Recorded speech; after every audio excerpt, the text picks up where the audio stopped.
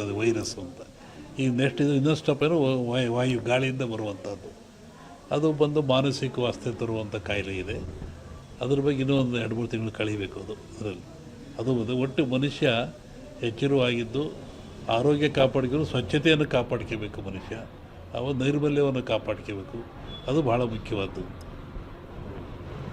ನಾವೇನು ಹೇಳೋಕ್ಕೋ ಅದ್ರ ಬಗ್ಗೆ. ಅದು ಹಾಗೇನಿಲ್ಲ, ಮೊನ್ನೆ ಗ್ರಹಣಗಳು ಎಲ್ಲ ಬಂತಲ್ಲ, ಇದು ಭಾರತ ಕಂಡ ಜಗತ್ತಿನಾದ್ಯಂತ ಇದ್ರ ಭವಿಷ್ಯ ಅಂದರೆ ರಾಜಕೀಯ ವಿಪ್ಲವ ಅಂತದೆ.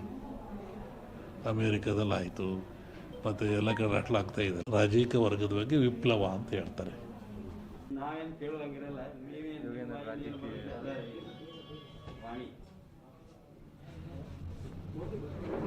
ಜಗತ್ತಿನಲ್ಲಿ ಅತ್ಯಂತ ಶ್ರೇಷ್ಠ ಜ್ಞಾನ ವಿವೇಕವುಳ್ಳದ್ದು ಯಾವುದು ಅಂದರೆ ಮನುಷ್ಯನಿಗೆ ಬುದ್ಧಿಶಿ ಇದೆ, ಜ್ಞಾನ ಇದೆ, ತಿಳುವಳಿಕೆ ಇದೆ ಅಂತ ಹೇಳ್ತಾರೆ. ಅಂಥ ಮನುಷ್ಯ ಆಗಾಗ ಅಜ್ಞಾನಕ್ಕೊಳಪಟ್ಟರೆ, ಅವಿವೇಕಕ್ಕೊಳಪಟ್ಟರೆ, ತನ್ನ ಆಚಾರ ವಿಚಾರಗಳನ್ನು ಕಳ್ಕೊಂಡ್ರೆ ಅಂತಹ ಮನುಷ್ಯ ಎಚ್ಚರಿಕೆಯಾಗಿ ಜಗತ್ತಿನಲ್ಲಿ ಕಾಲದಿಂದ ಅನೇಕ ರೋಗಗಳು ಬರ್ತಾಯಿದ್ದಾವೆ, ಕಾಯಿಲೆಗಳು ಬರ್ತಾಯಿದ್ದಾವೆ. ಈ ಬರುವಂಥ ಕಾಯಿಲೆಗಳು ಮನುಷ್ಯನಿಗೆ ತಿಳುವಳಿಕೆ, ಜ್ಞಾನ, ವಿವೇಕ ಮೂಡಿಸ್ತಕ್ಕಂಥದ್ದು. ಹಾಗೆ ಈಗಲೂ ಬಂದಿರತಕ್ಕಂಥದ್ದು ಕೊರೋನಾ ಅಂತೇಳಿ. ಈ ಕೊರೋನಾ ಎನ್ನತಕ್ಕಂಥ ಕಾಯಿಲೆ ಇದೇನು ಹೊಸ್ತೇನಲ್ಲ, ಇದು ಹಳೆಯ ಕಾಯಿಲೆ. ಹಿಂದಿನ ಕಾಲದಿಂದಲೂ ಜನರಲ್ಲಿ ಗಂಟ್ಲು ಬೇನೆ, ಗಂಟಲು ರೋಗ ಅಂತ ಕರಿತಾಯಿದ್ರು. ಅದು ಬಂದದ್ದು 2 ದಿನಕ್ಕೆ ಸತ್ತೋಗ್ತಾಯಿದ್ದು ಮನುಷ್ಯ. ಶ್ವಾಸಕೋಶಕ್ಕೆ, ಗಂಟ್ಲಿಗೆ ಬರುವಂಥ ಕಾಯಿಲೆ. ಇದು ಯಾತ್ರಿಂದ ಬರುತ್ತೆ ಅಂತ ನಾವು ಸ್ವಲ್ಪ ಯೋಚನೆ ಮಾಡಿದರೆ, ಸ್ವಚ್ಛತೆಯನ್ನು ಮನುಷ್ಯ ಕಳ್ಕೊಳ್ತಾ ಇದ್ದಾನೆ. ಆರೋಗ್ಯ ಅಂದರೆ ಸ್ವಚ್ಛತೆ ಅಂತ. ಆ ಕಳ್ಕೊಳ್ಳೋದ್ರಿಂದ, ಸ್ವಚ್ಛತೆ ಶುದ್ಧ ಇದರಿಂದ ಮನೆಯಲ್ಲಿ, ಹೊರಗೆ, ಒಳಗೆ ಎಲ್ಲ ಕಡೆ ಕಳ್ಕೊಂಡ್ರೆ ಕಾಯಿಲೆ ಬೆನ್ನಿರ್ತಾ ಇದೆ. ಇಂತಹ ಕಾಯಿಲೆ ಇದು ಘೋರವಾಗಿರ್ತಕ್ಕಂಥ ಕಾಯಿಲೆ. ಕೇವಲ 1 ಗ್ರಾಮ್ ತೂಕ ಇರತಕ್ಕಂಥ ಕಾಯಿಲೆ ಇದು ಜಗತ್ತನ್ನೇ ಎದುರಿಸ್ತಾ ಇದೆ. ಮನುಕುಲಕ್ಕೆ ಇದು ಮಾರಕವಾಗಿದೆ. ಇದು ಮುಂದೆ ಇನ್ನೂ ಹೆಚ್ಚಾದ ಲಕ್ಷಣಗಳು ಭಾಳ ಇದ್ದಾವೆ ಜಗತ್ತಿನಾದ್ಯಂತ. ನಾನು ಹಿಂದೆ ಒಂದು ಹೇಳಿದ್ದೆ, ಸಿರಿವಂತ ಮಗನುಟ್ಟಿ ಆಳುವನು ಮುನಿಪುರವ, ಯುದ್ಧವಿಲ್ಲದೆ ಮಡಿಯ ಪುರವಲ್ಲ ಕೂಳಾದೀತು. ಸಿರಿವಂತ ಮಗನುಟ್ಟಿ ಆಳುವನು ಮುನಿಪುರವ. ಮುನಿಪುರ ಅಂದರೆ ಅಮೇರಿಕಾ ದೇಶವನ್ನು ಸನ್ಯಾಸಿ ಊರು ಅಂತ ಕರೀತಾರೆ. ವಿಷ್ಣು ವಾಮಾವತಾರದಲ್ಲಿ ಅಲ್ಲಿ ಅವನು ಭೂಮಿ ತೊಳೆದಿದ್ದು, ಸಂಪದ್ಭರಿತ ರಾಜ. ಅದು ಸನ್ಯಾಸಿ ದಾನ ಕೊಟ್ಟದ್ದು, ಅದನ್ನು ಮುನಿಪುರ ಅಂದರು. ಆ ಮುನಿಪುರ ಒಬ್ಬ ಸಿರಿವಂತ ಹುಟ್ಟಿ ಆಳ್ತಾನೆ. ಡೊನಾಲ್ಡ್ ಯಾರ ಮನೆ ಹೋದ್ನಲ್ಲ, ವಿತೌಟ್ ಬ್ಯಾಟ್ರಿ ಜಗತ್ತು ಹಾಳಾಗೋಗ್ತದೆ ಅಂತ. ಹಾಗೆ ಅವನ ಕಡೆಯ ದಿನಗಳಲ್ಲಿ ಮಳೆಗಳು, ಬೆಳೆಗಳು ನಾಶವಾಯಿತು, ಕೊರೋನಾ ಜಾಸ್ತಿ, ಇನ್ನೂ ಜಾಸ್ತಿ ಆಗ್ತಾಯಿದೆ. ಅಂಥ ಒಂದು ಕಾಲಜ್ಞಾನದ ಸೂಚನೆ ಅದು. ಆ ದೃಷ್ಟಿಯಿಂದ ನಮ್ಮ ಈ ನಾಡಿಗೆ ನಾವು ಬರೋದಾದರೆ ಇದು ಇನ್ನೂ ಜನವರಿ, ಫೆಬ್ರವರಿಗೆ ಹೇಳೋಕ್ಕೆ ಬರೋದಿಲ್ಲ. ನಾನು ಮೊನ್ನೆ ಹೇಳಿದ್ದಲ್ಲಿ ನಿಮ್ಮ ಇದರಲ್ಲಿ, ಕಾರ್ತಿಕ ಮತ್ತು ಆಶ್ವೀಜದಲ್ಲಿ ಹಳ್ಳಿಗಳಲ್ಲಿ ಹೆಚ್ಚಾಗ್ತದೆ ಕಾಯಿಲೆ ಇದು ಅಂತ, ಹೆಚ್ಚಾಗ್ತಾ ಇದೆ. ಆಮೇಲೆ ಇನ್ನೂ ಮಳೆ ಬರೋ ಲಕ್ಷಣಗಳು ಭಾಳ ಇದ್ದಾವೆ. ಜನಗಳಲ್ಲಿ ಅಶಾಂತಿ ಆಗ್ತಕ್ಕಂಥದ್ದು ಲಕ್ಷಣಗಳಿದ್ದಾವೆ. ಏನು ಯುಗಾದಿ ಮೇಲೆ ಇದನ್ನು ನಿರ್ಣಯಿಸಬೇಕು ಏನು ಅಂತ. ನೆಕ್ಸ್ಟು ಇನ್ನೊಂದು ಸೆಕೆಂಡ್ ಟೈಪ್ ಇದೇ ಟರ್ನ್ ಆಗ್ತಾಯಿದೆ. ಟರ್ನ್ ಅಂದರೆ ಕಾಯಿಲೆ ವಾಯು ಬಗ್ಗೆ ಬರುವಂಥದ್ದು. ಈ ಕೊರೋನಾ ವಾಯುವಿಂದ ಬರೋದಲ್ಲ, ವಾಯು ಮಾಧ್ಯಮ ಅಲ್ಲ ಇದಕ್ಕೆ. ಕೊರೋನಾ ತೂಕವಾಗಿರುತ್ತಿದ್ದು, ತೂಕವಾಗಿರೋದ್ರಿಂದ ಕೆಮ್ಮಿದರೆ, ಕೆಕ್ಕಿಸಿದರೆ, ಉಗಿದ್ರೆ ಕಫ ಬಂದು ಆ ಕಫ ನಮ್ಮಲ್ಲಿ ಬರ್ತದೆ, ವೈರಸ್ ಅಂತ. ಈಗ ನೆಕ್ಸ್ಟ್ ಇದು ಇನ್ನೊಂದು ಸ್ಟೆಪ್ ಏನೋ ವಾಯು ಗಾಳಿಯಿಂದ ಬರುವಂಥದ್ದು, ಅದು ಬಂದು ಮಾನಸಿಕ ವಾಸ್ತೆ ತರುವಂಥ ಕಾಯಿಲೆ ಇದೆ. ಅದ್ರ ಬಗ್ಗೆ ಇನ್ನೂ ಒಂದು 2-3 ತಿಂಗಳು ಕಳೀಬೇಕು ಅದರಲ್ಲಿ. ಅದು ಒಟ್ಟು ಮನುಷ್ಯ ಎಚ್ಚರವಾಗಿದ್ದು ಆರೋಗ್ಯ ಕಾಪಾಡ್ಕೊಂಡು ಸ್ವಚ್ಛತೆಯನ್ನು ಕಾಪಾಡ್ಕೋಬೇಕು ಮನುಷ್ಯ. ನೈರ್ಮಲ್ಯವನ್ನು ಕಾಪಾಡ್ಕೋಬೇಕು, ಅದು ಭಾಳ ಮುಖ್ಯವಾದ್ದು. ನಾವೇನು ಹೇಳೋಕ್ಕೋ ಅದ್ರ ಬಗ್ಗೆ. ಅದು ಹಾಗೇನಿಲ್ಲ, ಮೊನ್ನೆ ಗ್ರಹಣಗಳು ಎಲ್ಲ ಬಂತಲ್ಲ, ಇದು ಭಾರತ ಕಂಡ ಜಗತ್ತಿನಾದ್ಯಂತ ಇದ್ರ ಭವಿಷ್ಯ ಅಂದರೆ ರಾಜಕೀಯ ವಿಪ್ಲವ ಅಂತದೆ.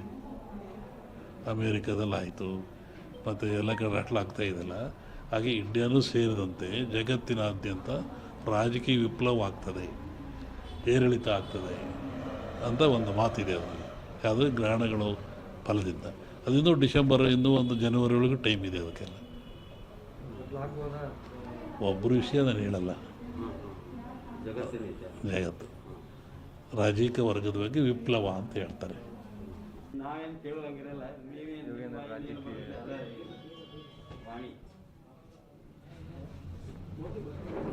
ಜಗತ್ತಿನಲ್ಲಿ ಅತ್ಯಂತ ಶ್ರೇಷ್ಠ ಜ್ಞಾನ ವಿವೇಕವುಳ್ಳದ್ದು ಯಾವುದು ಅಂದರೆ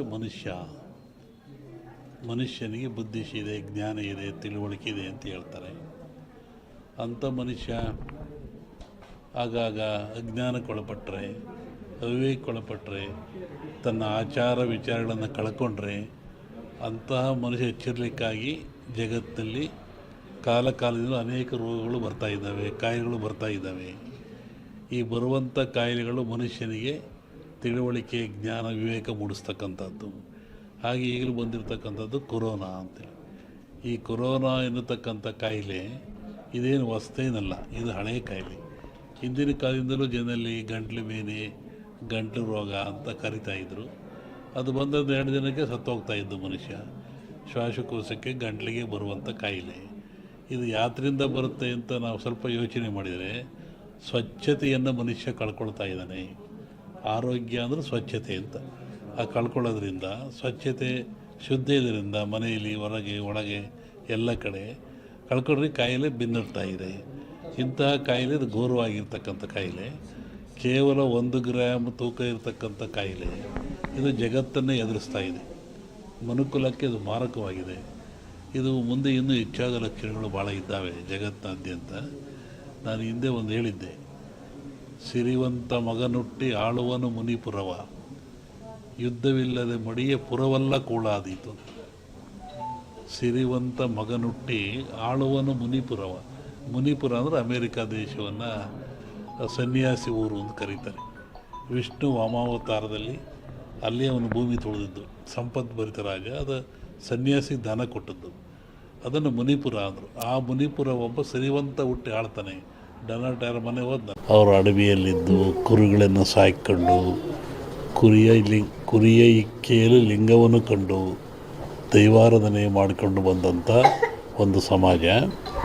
ಪ್ರಕೃತಿಯ ಮೇಲೆ, ಗಾಳಿಯ ಮೇಲೆ, ಭೂಮಿಯ ಮೇಲೆ ಅವರು ಅಡವಿಯಲ್ಲಿದ್ದ ಕಂಡದ್ದು, ತಿಳಿದದ್ದು, ನೋಡಿದ್ದು, ಅನುಭವಿಸಿದ್ದನ್ನು ಹೇಳ್ತಾ ಬಂದಿದ್ದಾರೆ. ಅದು ಕುರುವಿನ ರಟ್ಟು, ಕೆಲವು ಕಡೆ ಕುರುಬು ರಟ್ಟು ಅಂತಾರೆ.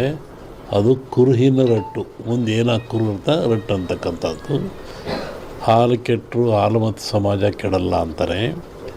ಹಕ್ಕ ಬುಕ್ಕರು ವಿಜಯ ಸಾಮ್ರಾಜ್ಯವನ್ನು ಕಟ್ಟಿದರು. ಇದು ಹೇಳೋ ಉದ್ದೇಶ ಏನು ಅಂತಂದರೆ, ಇವತ್ತು ಆಲಮತ ಸಮಾಜದವ್ರ ಕೈಲಿ ರಾಜ್ಯದ ಅಧಿಕಾರ ಇದೆ. ಬಿಡಿಸಿಕೊಳ್ಳೋದು ಅಷ್ಟು ಸುಲಭ ಅಲ್ಲ. ಅವರಾಗೇ ಬಿಡಬೇಕೆ ಹೊರತು ನೀವು ಬಿಡಿಸಿಕೊಳ್ಳೋದು ಸುಲಭವಲ್ಲ. ಮುಂದಿನ ವಿಚಾರ